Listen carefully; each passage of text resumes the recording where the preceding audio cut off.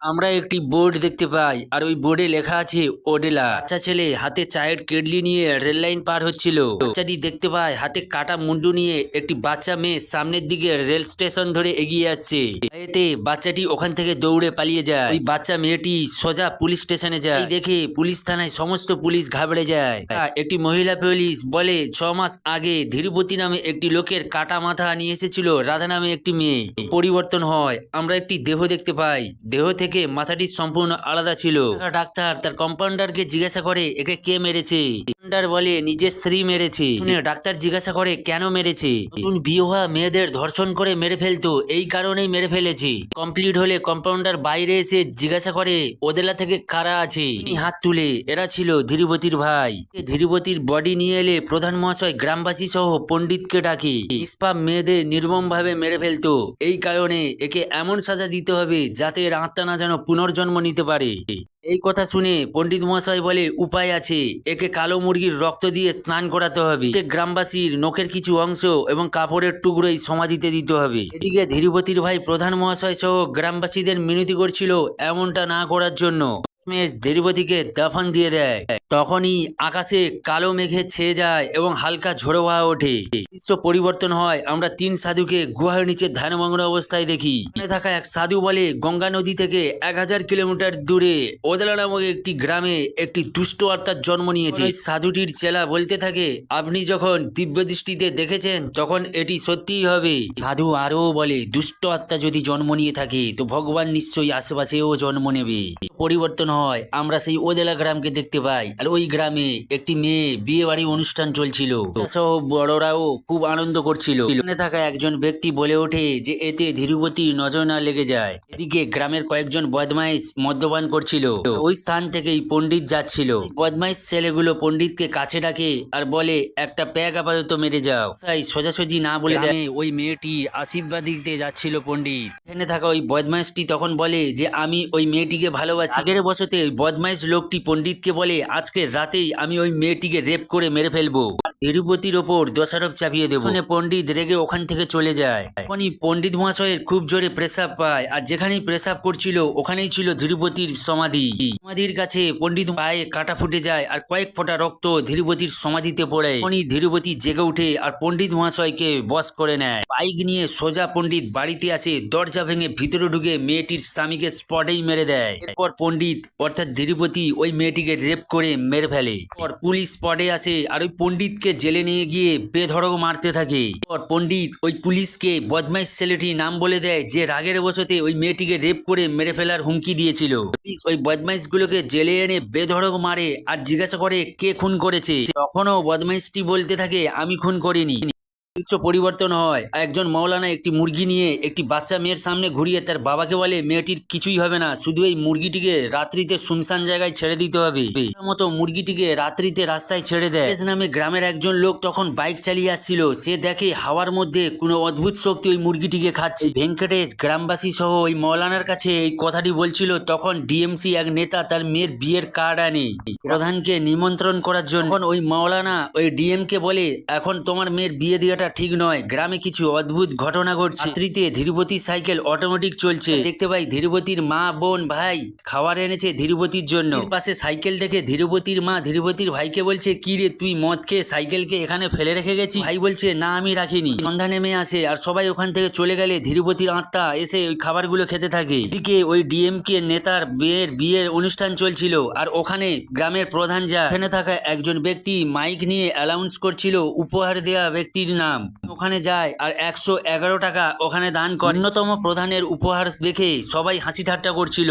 পর প্রধান ওখান থেকে রেগে চলে যায়। ট্রাক্টর নিয়ে যখন যাচ্ছিল প্রধানের তখন প্রেসাব পায় আর প্রেসাব যেখানে করছিল সেখানেই ছিল ধীরুপতির সমাধি। পায়েতে কাঁটা ফুটে যায়। ওটা রক্ত পড়তেই প্রধানকে ধীরুপতি বসে করে ট্রাক্টরে একটা লাথি মারে আর ট্রাক্টর নিয়ে বেরিয়ে পড়ে ওই ডিএমকে নেতার বাড়িতে। সে ডিএমকে নেতার মেয়েকে খুঁজতে থাকে কিন্তু ওখানে সে দেখতে পায় না।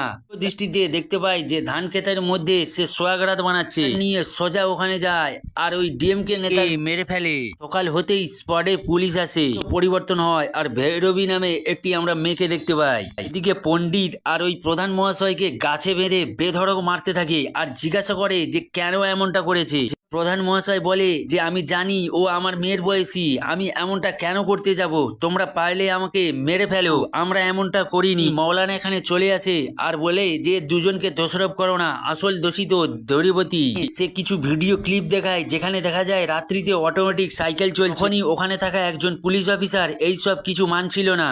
অফিসার বলে যে আমি ধীরুপতির সমাধির কাছে এক রাত থাকবো আর সবকিছু ভুল প্রমাণ করে দেবো। অফিসারদের মধ্যে এক কনস্টেবল ওখানে বলছিল যে সিকিউরিটি নেওয়ার জন্য, কিন্তু ওই অফিসার সরাসরি না বলে দেয়। এই এক কনস্টেবল চায়ে হাতে নিয়ে ওই পুলিশ অফিসারের কাছে যায়, যেখানে দেখা যায় ওই পুলিশ অফিসার সোজা হয়ে বসে রয়েছে।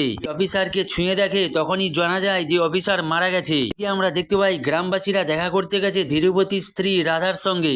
সমস্ত ঘটনা রাধাকে খুলে বললে রাধা রেগে যায় আর বলে এই কারণে কি আমার নিজের স্বামীকে আমি হত্যা করেছিলাম, তোমরা এমনটা কিভাবে করতে পারলে। যাই হোক, গ্রামবাসীরা এখানে রাধাকে মিনতি করে তুমি এখন আমাদের বাঁচাতে পারো। শুনে রাধা বলে আমি কিছু করতে পারবো না, একমাত্র ভৈরবী বাঁচাতে পারে।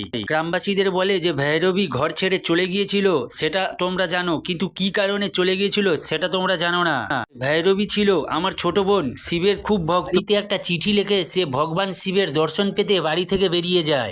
এখানে রাধাকে জিজ্ঞাসা করে ভৈরবীকে কোথায় পাওয়া যাবে। রাধা জানায় আমি শুনেছি রামগিরি পর্বতের গুহাতে ধ্যান করতে আসে ভৈরবী। ভৈরবীর খোঁজে গ্রামবাসীরা বেরিয়ে পড়ে। একটি নদী পার হয়ে একটি চায়ের দোকানে এসে দোকানদারকে জিজ্ঞাসা করে আপনি কি ভৈরবী নামে কাউকে চেনেন। তার সরাসরি না বলে দেয়। ওই সময়তে কিছু লোক গাড়ি ভর্তি করে গরু নিয়ে যাচ্ছিল আর গাড়ির পেছনে একটি বাছুর দৌড়াচ্ছিল। থাকা লোকেরা মদের বোতল নিয়ে ওই বাছুরটির দিকে ছুঁড়ে মারতে থাকে। গাড়ি থেকে সমস্ত গরু লাফ দিয়ে নিচে আসে আর ওই বদমাশ লোকেরা গরুগুলোকে পিটতে থাকে। ঠিক সেই সময় আবির্ভাব ভৈরবী গুলোর সঙ্গে জবরদস্ত ফাইটিং শুরু করে দেয়। ওই বদমাশ লোকগুলোকে বলতে থাকে যদি তোমরা এই গরুগুলোকে ছোঁয়ার চেষ্টা করো তাহলে তোমাদের ধর থেকে মুন্ডু আলাদা করে দেবো। তখনই গ্রামবাসীর লক্ষ্য পড়ে ভৈরবীর ওপর। ভৈরবী বাবা মহাদেবকে স্নান করাচ্ছিরা ভৈরবী সাহায্য চাইছিল, কিন্তু তাতে কোনো রেসপন্সই করছিল না। ভৈরবী বলে যে ধীরুপতিকে দিয়া দণ্ড ঘুরে আপনাদেরই ওপরে পড়েছে।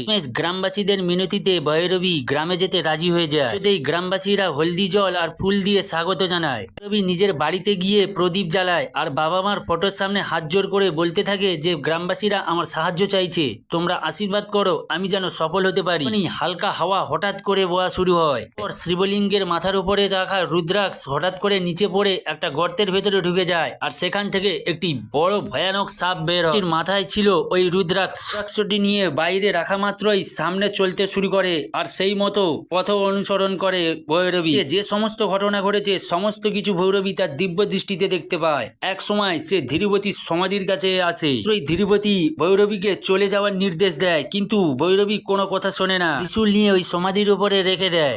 চারিপাশে সাধুর জটার চুল দিয়ে চারিদিকটা ঘেরে দেয় আর বলে কাল থেকে শুক্লাপক্ষ শুরু হয়ে যাবে, 15 দিনের ভিতরে ধীরুপতির আত্মা নষ্ট হয়ে যাবে, ততদিন এই ধীরুপতির সমাধির কাছে পাহারা দিতে হবে গ্রামবাসীদের। 15 দিনের ভিতরে ধীরুপতির সমাধির কাছে কারোর যদি ছায়া পড়ে বা কেউ যদি ভুলবশত ছুঁয়ে দেয় তাহলে বিনাশ শুরু হবে, তা ভগবান পর্যন্ত কেউ রুখতে পারবে না। গ্রামবাসীরা ভৈরবীর এমন কথা শুনে ভৈরবীকে এই গ্রামে থাকার মিনতি করতে থাকে। শেষমেশ ভৈরবী গ্রামবাসীর কথাতে রাজি হয়ে যায়, পরিবর্তন হয় আর আমরা দেখতে পাই কয়েকজন রিপোর্টার ওই ধীরুপতির সমাধির কাছে আসে এবং তারা ড্রোন ক্যামেরার সাহায্যে ধীরুপতির সমাধিকে রেকর্ড করছিল। ঠিক সেই সময় একটা ড্রোন ক্যামেরা সমাধির কাছে পড়ে যায়। ক্যামেরাটিকে আনতে গেলে গ্রামবাসীরা যে পাহারা দিয়েছিল তা ওখান থেকে তাড়িয়ে নামতেই পাহারাদার যখন ঘুমিয়ে যায় তখন ওই রিপোর্টারের একজন ওই ড্রোন ক্যামেরাটিকে আনতে যায়। বলে যাওয়ার পথে শরীরের কিছু অংশ কাঁটাতারে লেগে ছিঁড়ে যায় আর কয়েক ফোঁটা রক্ত ধীরুপতির সমাধির উপর পড়তেই ধীরুপতির আত্মা জেগে উঠে রিপোর্টারকে বশে করে নেয়। রিপোর্টার অর্থাৎ ধীরুপতি সোজা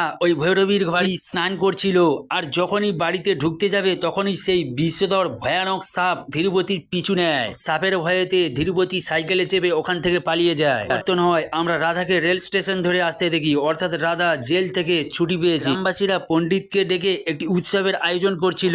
পণ্ডিতের হাতে থাকা কাগজে হঠাৎ করে আগুন লেগে যায় আর জানালার কাঁচ ভাঙতে শুরু করে। গ্রামবাসীদের নিয়ে ধীরুপতির সমাধির দিকে রওনা দেয়। ধীরুপতির আত্মা শক্তিশালী হয়ে গ্রামবাসীদের ভয় দেখাতে শুরু করে। ধীরুপতি এক গুরুজির কাছে গিয়ে তন্ত্র মন্ত্র শিখে আরো সর্বশক্তিমান হয়ে যায়। ধীরুপতি পুরো গ্রামটিকে একটি দণ্ডি দিয়ে ঘিরে ফেলে আর বলে যে এই দণ্ডি পার হওয়ার চেষ্টা চেষ্টা করবে তার মৃত্যু অনিবার্য।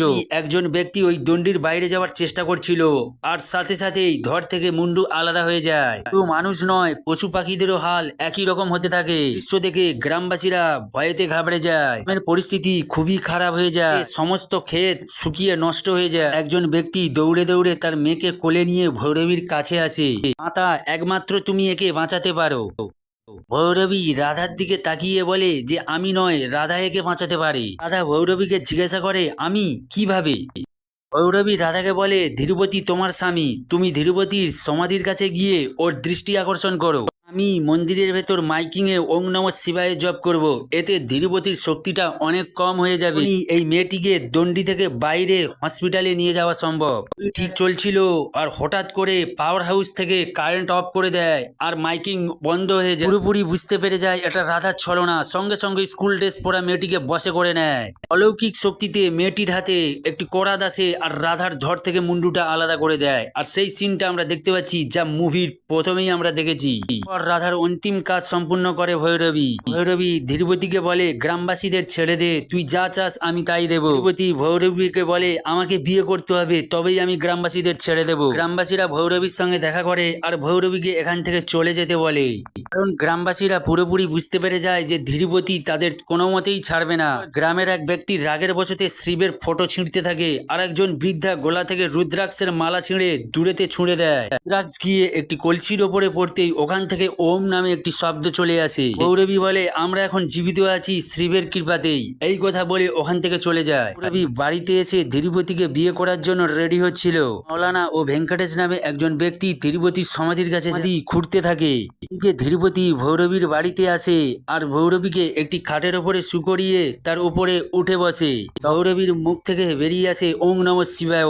এতে তিরুপতি খুবই রেগে যায়। তিরুপতি রেগে গিয়ে খাট শুদ্ধ ভৈরবীকে নিয়ে জ্বলন্ত আগুনে ছুড়ে দেয়। কিছুতেই ওং নমঃ শিবায় বন্ধ করছিল না। এতে ধীরুপতি রেগে গিয়ে ভৈরবীকে মারতে থাকে। এমন দৃশ্য দেখে সারা গ্রামবাসীরা কান্নাকাটি করতে থাকে। আমরা সাধুকে দেখতে পাই আর ওই সাধুটি বলছিল আর একবার নাম নাও পুত্রী, তোমার জব পূর্ণ হয়ে যাবে। কিন্তু ভৈরবী সেন্সলেস হয়ে যায়।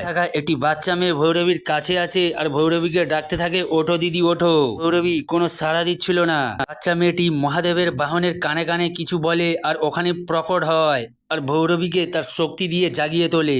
বলতে থাকে আমার তন্ত্র মন্ত্র দিয়ে আমি এক্ষুনি সবকিছু বিনাশ করে দেব। এই বলে তার শক্তি দিয়ে গ্রামবাসীদের বশ করে নেয়। এদিকে ভৈরবী তার ওং নমঃ শিবায় জপটি কমপ্লিট করে আর বাবা মহাদেব তার সর্বশক্তি ত্রিশূলটি ভৈরবীকে দিয়ে দেয়। ত্রিশূল নিয়ে ধীরুপতির মাথায় আঘাত করে। এদিকে মৌলানা ধীরুপতির সমাধিতে আগুন লাগিয়ে দেয়।